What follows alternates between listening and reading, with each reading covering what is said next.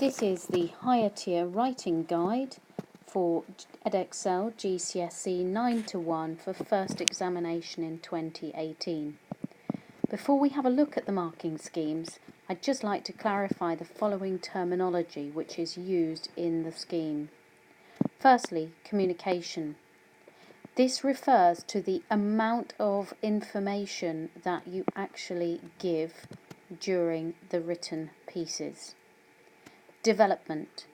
This refers to how much detail and expansion you give on the ideas that you outline. Justification refers to whether you give reasons for your opinions. Register refers to, register and style go together really, whether you're using the correct form of you, if that is appropriate, and also if you're using the appropriate style. So if it's a leaflet, it might be a little bit more relaxed style to if it was a formal letter or a letter of complaint. PPF I've used very briefly to mean past, present and future, and all the tasks ascribed at higher tier will demand at least those three tenses. And ambiguity. Ambiguity refers to how clear what you say is. To access the higher parts of the marking scheme, there must be no ambiguity at all, which means that although you might make a few small mistakes, all your meanings are clear. This video contains the two mark schemes for the two written questions of the writing exam at the end of the course. There is also a short translation, but this is not being dealt with here. I have slightly adapted the grid that the exam board will use in order to assess your work. The first question on the higher tier paper will involve an element of choice. There will be two questions. They are likely to be from two different topics, and you will be able to choose the one that you think you can answer best, or certainly that you can put your best thoughts and ideas into, and you know the language that you need to use. You must cover all of the bullet points that there are. You'll be expected to write between 70 and 90 words. You may write more, you may indeed write less, but be aware if you write less you will struggle to achieve some of the higher marks on the marking scheme. There will be 4 bullet points. From the sample papers I can see that all three tenses, past, present and future, are in demand for this first question. As you can see from the bit above here, this question is common to both foundation and higher tier. Now, I have made a slight adjustment to the marking scheme just by putting it into sections, really just to show you how the marks are awarded, or what the difference is between the marks. At the end of this I'm just going to show you what their best fit policy is.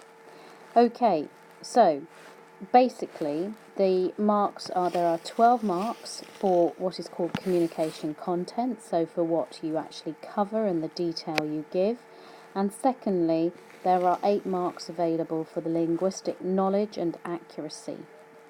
Let's deal first with communication and content.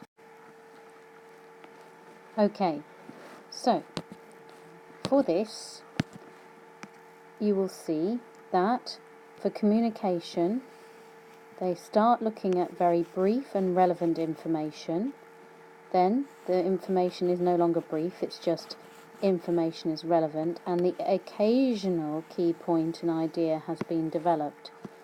For 7 to 9 marks we're looking at relevant information and some key points and ideas are developed. So it's gone from little development to occasional development to some key points, and again some key points and ideas, and this time not developed but expanded for the 10 to 12 bracket.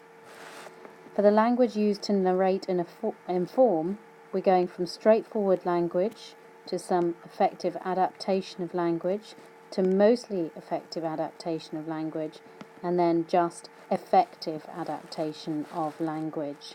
You will notice that they also talk about personal opinions and justification, so there may be some because, for 1 to 3 marks, but we're looking for some convincing personal opinions as you go further down the mark scheme. When we get to complexity, thoughts and ideas, you're going to get simple, straightforward complexity in the 1 to 3 brackets. Again, mainly straightforward, but there might be an individual thought or idea in the 4 to 6 bracket. You're going for examples of creative language, which is something we're going to have to discuss as a class, and a variety of mainly common familiar language, and an occasional uncommon language, again, which we will have to discuss as a class, and that's in the 7 to 9 bracket. Then to get into the 10 to 12 bracket, you're going to need frequent creative language, a variety of vocabulary and expression, and some uncommon language. Register and style, as we discussed, is the style appropriate? If it is, you'll get into the 10 to 12 bracket. As I say, we'll discuss this best fit policy at the end. Linguistic knowledge and accuracy is worth less marks.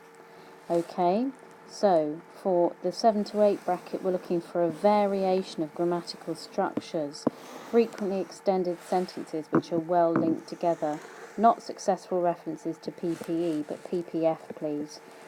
There may still be occasional meanings which are not clear, so there may be some ambiguity even in the 7 to 8 bracket, and this takes into account that it is the same marking scheme for both foundation and higher tiers.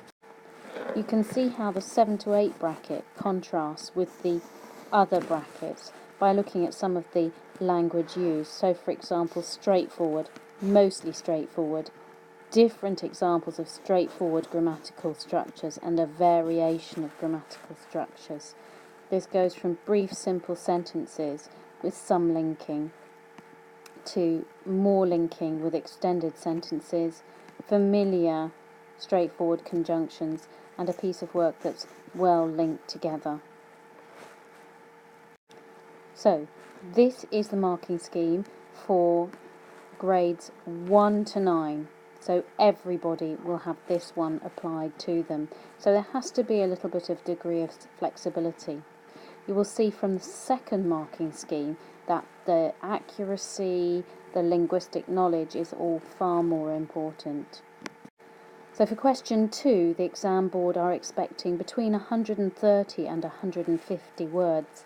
Again, this is not a prescriptive amount. If you write significantly less, you're going to be looking perhaps at not the top section of the communication and content grid, and your accuracy may indeed suffer.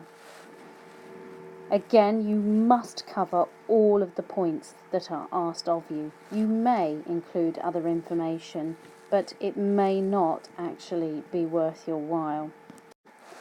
This question will be an awful lot more abstract, so it will sit within the themes that you have learnt, but there may be slightly less predictable element to this particular question. Again, there are lots of references to uncommon language, creative language, and again we will have to talk about that as a class, and you will possibly have to have vocabulary and structures that you have ready for this particular task, and you will have to try and adapt the task to make sure that you can use them. So again, let's have a look at the grid. 4 areas: information, the detail, the ideas you give, how language is used or adapted to inform, interest, narrate and convince the person reading, how language is used creatively to express these individual thoughts, ideas and points of view, and again, register and style. It is going to be very difficult to get into this 13 to 16 bracket. Look at it. You've got to communicate relevant, detailed information and consistently and effectively develop it. your adaptation of language has got to be consistently effective. You will need to be creative with your language to fully justify a wide range of ideas, and you've actually got to have the ideas before you can actually attempt to use that language. A wide variety of vocabulary and expression, and many examples of uncommon language. As I say, that I think we can actually almost have a little bank of stuff ready to use. And you've got to have consistently good register and style.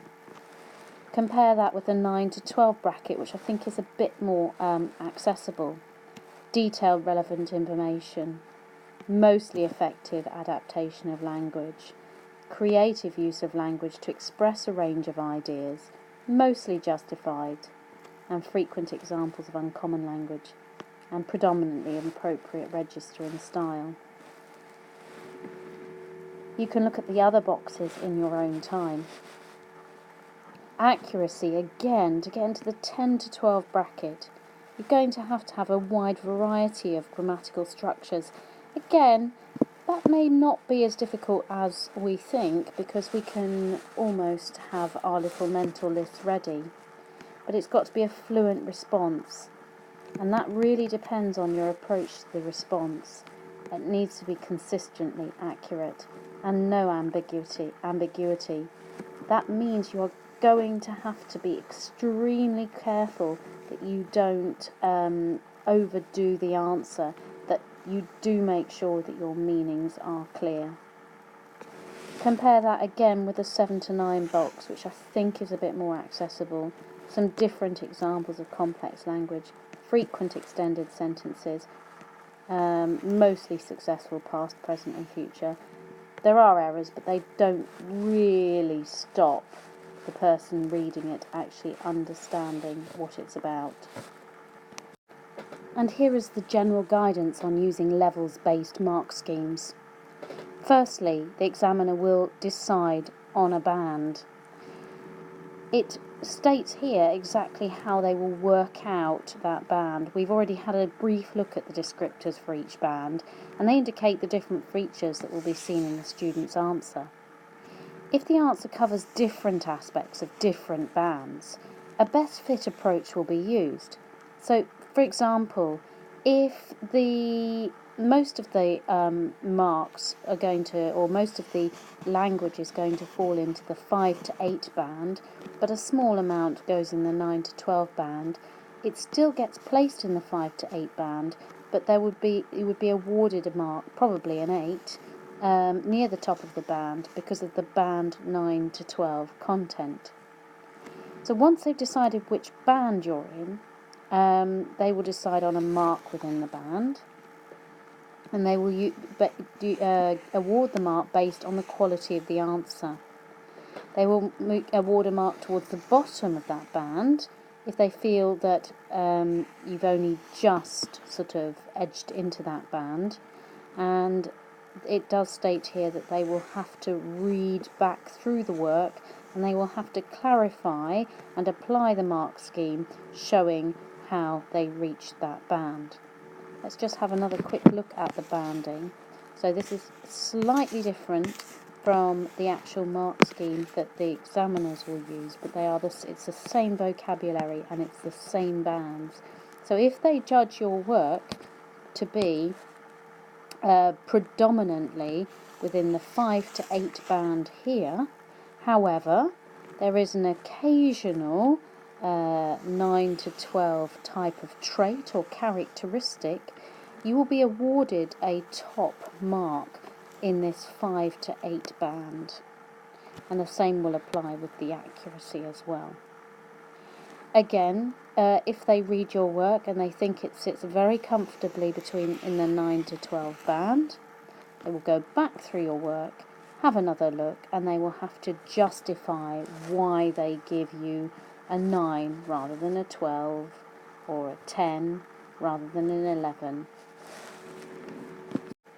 Well, I hope this has given you a brief introduction to the marking schemes at higher tier, and as I say, we need to work quite intensively on the grammar, on the structures, on creative use of language, and using uncommon structures, vocabulary and phrasing, but keeping it at an appropriate register. Lots of work to do still.